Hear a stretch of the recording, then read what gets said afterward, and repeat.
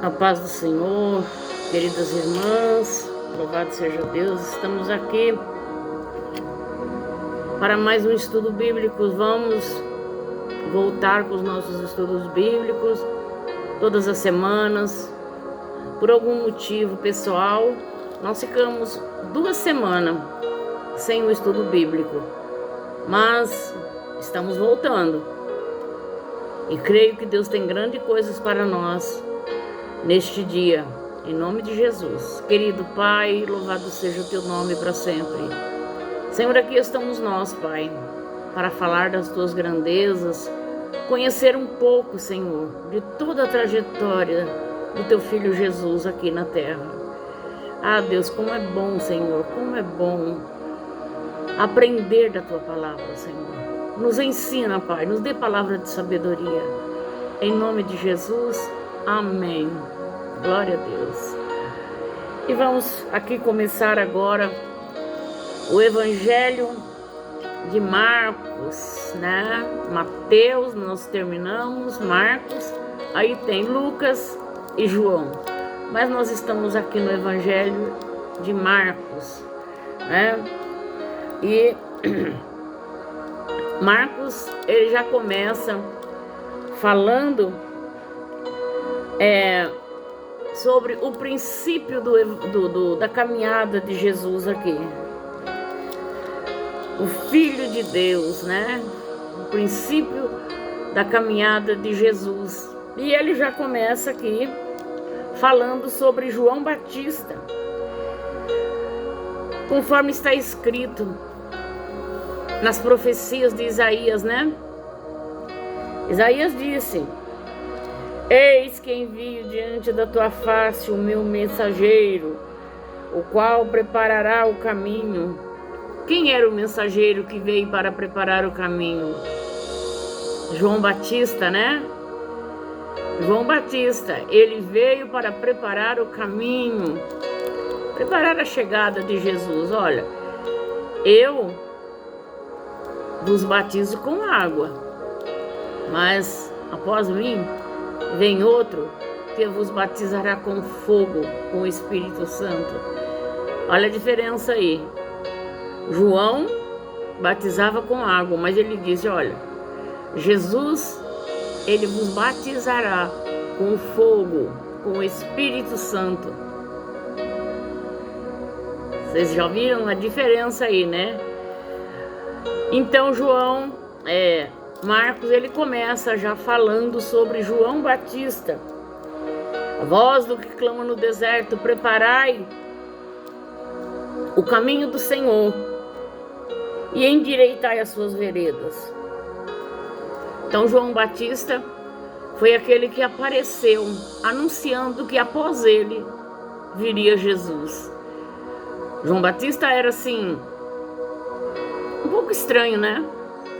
Ele não era uma pessoa comum, assim como nós, que se vestia com as roupas daquela época. Ele se vestia, diz a Bíblia, que ele se vestia de pele, né? De pele de camelo. E comia o quê? Mel e gafanhoto. Bem estranho, né? Mas era ele que vinha anunciando, preparando o caminho para a chegada de Jesus, né? Ele vinha preparando o caminho. E Marcos começa narrando aqui a chegada de João Batista, anunciando que após ele viria Jesus. Ele estava só preparando o caminho para a chegada de Jesus. E Marcos frisou bem aqui. Toda chegada começa pela chegada de João Batista, anunciando, e mais para frente ele diz aqui no batismo de Jesus, aqui no capítulo 9, aqui no versículo 9 do capítulo 1, ele diz: naqueles dias veio Jesus de Nazaré, da Galileia, e por João foi batizado no Rio Jordão. Logo ao sair da água, viu o céu rasgarem-se e o Espírito Santo desceu como pomba. Então foi ouvida uma voz do céu: Tu és o meu filho amado, em ti me comprazo. Nós vemos que aqui estava Jesus, o Filho, o Espírito Santo, o Consolador, e Deus, o Pai. Pai, Filho e Espírito Santo. Aqui eles se declararam a verdadeira identidade de Jesus, a verdadeira Pai, Filho e Espírito Santo. Foi declarado a paternidade de Deus ao seu Filho. A Trindade de Deus estava presente neste momento. O Filho, em obediência à palavra, descendo as águas do batismo. O Espírito Santo de Deus, em forma de pomba. E o Pai bradou com sua voz. O céu se rasgou e bradou a sua voz: Este é o meu Filho amado, em quem me comprazo. Olha que lindo, né? Como é maravilhoso. As coisas de Deus não tem o que você falar, que comentar. É lindo demais. Todo o proceder do Pai sobre o seu Filho se revelou nesse momento. Este é o meu Filho amado. Para não restar dúvida para ninguém. Este é o meu Filho amado. Glória a Deus por isso. Depois de todo esse acontecimento do batismo de Jesus, Jesus se retirou e foi para o deserto para jejuar e orar. Durante 40 dias, Jesus jejuou e orou no início do seu ministério. O que eu vejo aqui, que todo início de algo que Jesus ia fazer, primeiro ele jejuava e orava. Ele não fazia nada sem primeiro ele entrar em contato com o Pai. Muitas vezes nós achamos que podemos fazer algo sem comunicar com o nosso Pai. Mas aqui Jesus nos deixa uma lição. Assim que ele foi iniciar o seu ministério, após ser batizado, primeiro ele se preparou. Ele foi para o deserto e ali ele ficou 40 dias e 40 noites, jejuando e orando, falando com o Pai, para o início do seu ministério. Porque o seu ministério não era longo, mas o seu ministério era de uma importância muito grande. O que Jesus veio fazer aqui na terra foi nos resgatar. E isso era um compromisso que ele tinha com o Pai e o Espírito Santo de Deus. Ele veio para nos resgatar. Toda a humanidade. Eu, você, todos nós. Nós éramos como ovelha desgarrada, sem pastor. Mas ele nos veio para reverter essa situação e nos dar o direito de participar da vida eterna. Esse foi o propósito da vinda de Jesus aqui na terra, porque a Bíblia diz que todos pecaram e destituídos estavam da glória de Deus. Não tinha um justo, não havia um justo. Foi necessário Deus mandar o seu Filho para vir à terra como homem, para morrer na cruz, para nos resgatar e nos preparar para uma outra vida, nos dar o direito de sermos chamados filhos de Deus. E aqui, depois de passar 40 dias e 40 noites ele foi tentado. No livro de Mateus nós falamos sobre isso, né? Sobre a tentação de Jesus. Jesus foi tentado. E o diabo tentou de todas as maneiras fazer com que ele se dobrasse, se rendesse àquela situação que ele estava vivendo e que o plano de Deus caísse por terra. Mas, mais uma vez, o plano do diabo foi frustrado e ele perdeu, porque Jesus não se dobrou a ele.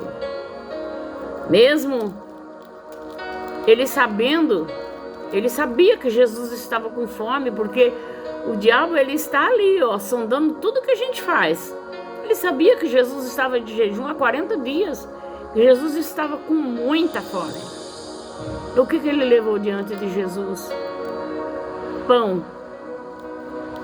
E disse para Jesus: olha, tu não és o Filho de Deus? Transforma essas pedras aí em pão. Pondo Jesus em uma situação, se Jesus transforma aquela pedra em pão, ele tinha poder para fazer isso. Mas ele estava obedecendo a uma voz do inimigo. Jesus foi de uma sabedoria vinda do céu mesmo. Mas Jesus teve a resposta para Satanás. Nem só de pão vive o homem, mas vive de toda a graça que vem de Deus, né? Nem só de pão vive o homem. Nem só de pão. Mas o diabo, não satisfeito, levou Jesus a um monte e disse para ele: ó, você tá vendo tudo isso daqui, ó? Daí, tudo isso é meu. E eu vou te dar tudo se você prostrar e me adorar. Mas Jesus disse para ele: arreda-te de mim, Satanás, porque está escrito que somente ao Senhor Deus adorarás e só a Ele servirás, né?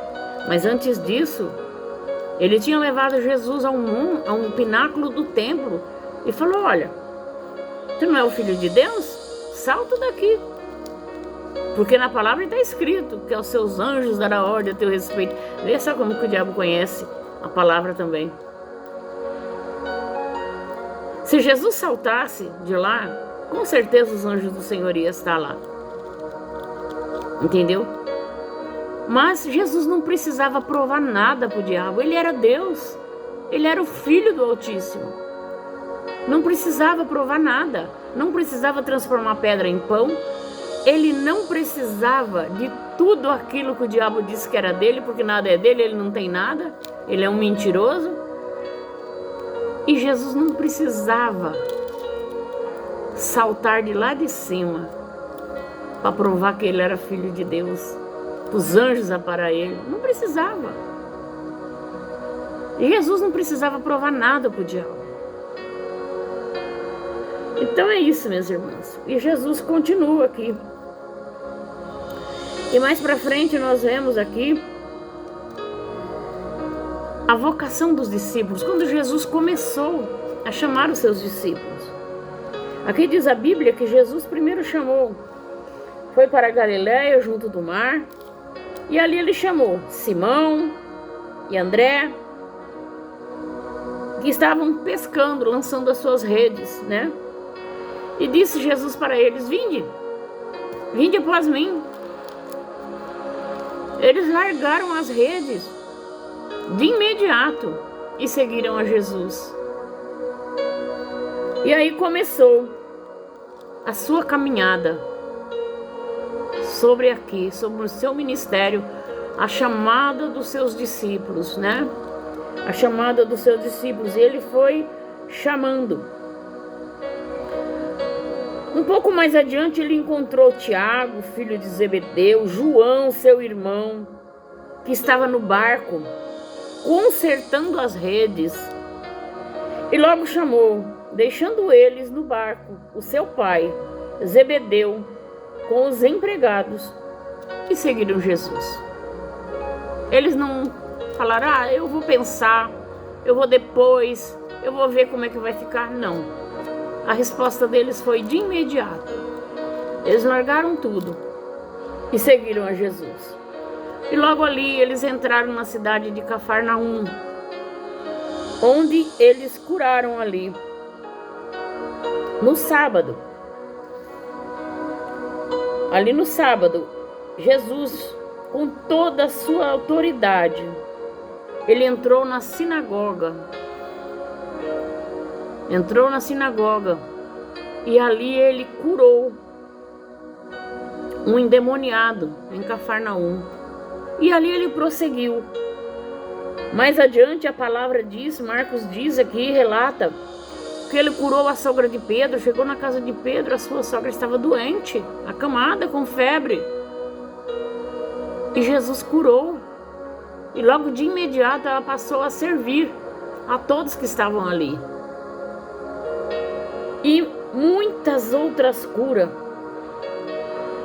E a tarde foi chegando e de repente a multidão estava ali.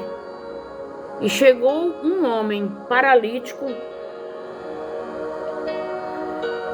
mas a multidão era tão grande que eles não puderam se aproximar de Jesus. Mas esse paralítico, ele tinha uns amigos de fé. Eles sabiam que se colocasse esse paralítico na presença de Jesus, ele sairia curado. Eles viram que a multidão era grande. Eles subiram ao telhado, destelharam a casa e desceram aquele homem numa cama, bem no local onde Jesus estava. Isso que é amigo, hein? Isso que é amigo. E foi assim. E Jesus viu a fé daqueles homens. Jesus viu a fé e Jesus curou aquele homem paralítico. E Jesus se alegrou de ver a fé daqueles homens, né? Jesus, quando viu aquele homem, Jesus disse: olha, perdoados são os teus pecados. Mas o que eles estavam esperando não era só que Jesus perdoasse o pecado, era que curasse aquele homem. Mas Jesus, conhecendo o coração deles, disse para eles: qual é mais fácil? Eu dizer perdoados são os seus pecados? Ou dizer levanta, toma tua cama e vai para tua casa? Não é mesmo? Para Jesus, uma palavra basta, né? E foi o que ele fez.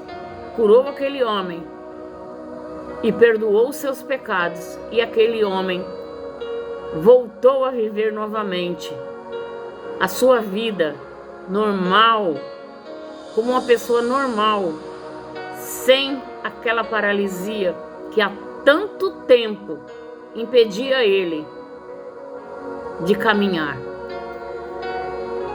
E também aqui ele fala da cura de um leproso. Jesus curou um leproso. Interessante, né? Jesus chegou perto dele e perguntou para ele: quer ficar limpo? Olha só que pergunta, né? Quer ficar limpo? De imediato, ele curou aquele homem e disse para o homem: olha, não diga para ninguém. Vá lá, leve uma oferta ao sacerdote pela cura que você recebeu. Assim como Moisés ensinou, vai lá e faça. Leve uma oferta ao sacerdote pela cura que você recebeu. E Jesus continua aqui no capítulo 2. Há um paralítico em Cafarnaum. E Jesus chega a um lugar onde está Levi e o chama para servir. Levi era Mateus, né? Mateus era o servo de Deus que foi chamado naquele momento para uma grande missão, que era servir Jesus. E assim foi o chamado de todos os discípulos de Jesus. Jesus come na casa dos pecadores, sentado à mesa junto com Levi. E naquele momento, ele chamou Levi para segui-lo. E também Jesus nos deixa aqui uma lição sobre o jejum. E ora e fala com eles que eles há necessidade de jejuar. E Jesus é o Senhor do sábado. Ele termina aqui o capítulo 2, mostrando que ele é o Senhor do sábado, porque os escribas e os fariseus, eles questionaram Jesus, porque Jesus curou um homem no dia de sábado. Mas Jesus disse para eles: eu sou o Senhor do sábado. O sábado não é maior que eu. Eu sou o Senhor. E isso nos deixa uma grande lição, que nada é maior do que o poder que ele tem de curar, de libertar e de salvar. Muita gente estão aí preocupado com uma coisa e com outra, mas com Deus é bem diferente. Todo o poder está nas mãos dele e não há nada que ele não possa fazer. Meninas, que Deus nos abençoe em Cristo Jesus. Que essa palavra nós possamos guardar ela no nosso coração. E até a próxima segunda-feira, se o Senhor assim o permitir. Fiquem com Deus.